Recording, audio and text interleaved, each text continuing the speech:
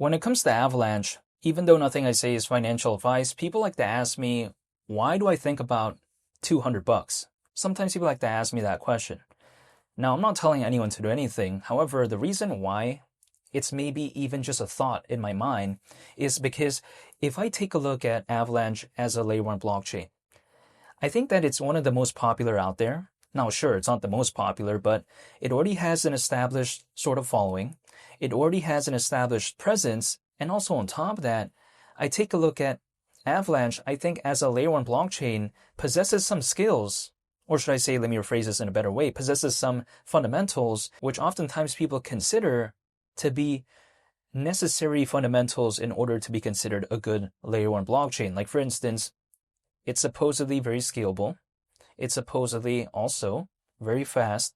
And also on top of that, when I take a look at the gas fees, it just doesn't seem like an issue to me, right? When compared to something like Ethereum. Now, Ethereum, of course, is layer 2 is to kind of fix some of its nonsense. But I'm just saying, when it comes to Avalanche overall as a layer 1 blockchain, I feel like it could still compete when it comes to some of the other top layer 1 blockchains out there.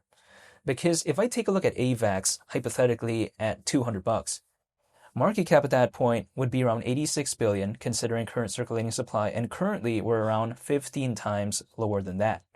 In which case, around 86 billion, that's around 20 billion less than what BNB reached years ago, back in 2021 at one point. Also on top of that, I saw Dogecoin reach over 80 billion in terms of market cap back in 2021. So AVAX doing that is by no means going to be breaking any sort of records. And this is also arguably, if I take a look at Avalanche, not only do I think it's a pretty popular layer 1 blockchain, but we have to take a look at Grayscale, right? And people may be thinking, okay, who cares about Grayscale when it comes to Avalanche? Well, let's take into consideration. The Grayscale Avalanche Trust, we saw the intentions of that wanting to be converted to a spot Avalanche ETF.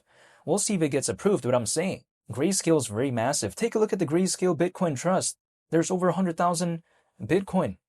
You know what I mean? But besides that point, sure, there's Ethereum, there's Cardano, there's Algorand.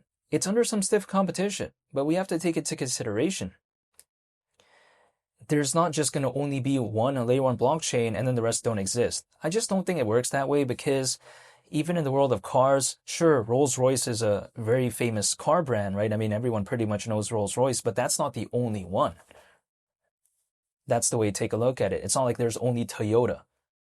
So my perspective is that it's not just like one thing fits all type of vibe. I think that when it comes to layer 1 blockchains, each enterprise, they may have their own sort of preferences. They may have their own blockchain that they're a fan of. So when I take a look at it, I sometimes don't think Avalanche is obsolete because a lot of my friends out there like to say, well, but there's Cardano, there's Ethereum. No one's going to care about this layer 1 blockchain.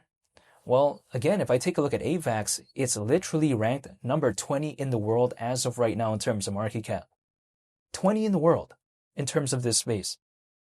So I don't think it's necessarily forgotten about. This is just my mindset. And the thing is this, when it comes to AVAX, comparatively speaking to a lot of other layer 1 blockchains out there, you know, it hasn't really done much actually as of late in terms of the charts, which I don't mind though, because if I take a look at me dollar cost averaging, I'm not going to complain.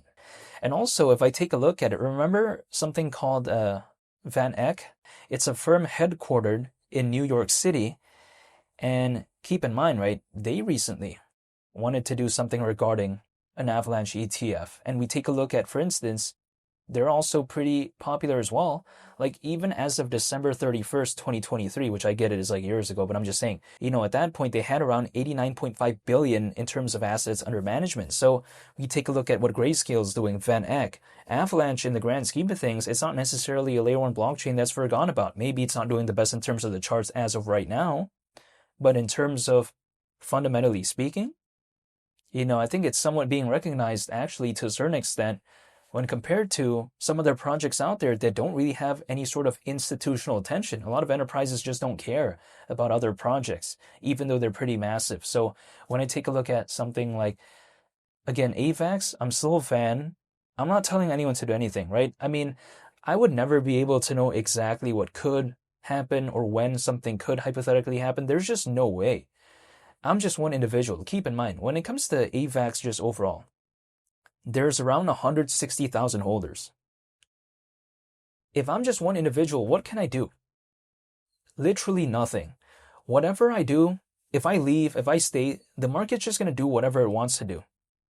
And it's going to do it with or without me. Like, for instance, supposedly, as of right now, within this space, I'm not saying about Avalanche, right? I'm not saying about AVAX. I'm just saying this whole space overall. Supposedly, there's over 600 million owners. I'm just one person out of over 600 million.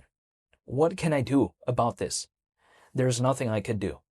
It's like, for instance, if I take a look at Bitcoin 10 years ago, did it do its thing? Yeah, it did. It did it without me, though, because I wasn't waiting.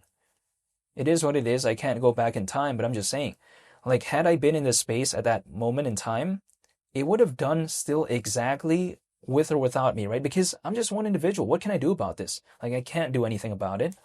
The only thing I can do is just, I guess, wait, and that's it.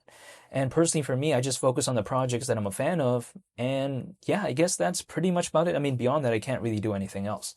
But you know what, actually, before I kind of give my conclusion for this video, when it comes to my hair, some people like to ask me, why did I shave it? I just did it for fun.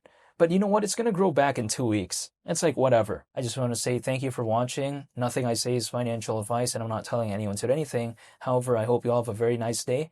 It's been Lee the Captain, and I'll see you all in the next video. I'm out. Peace. Bye.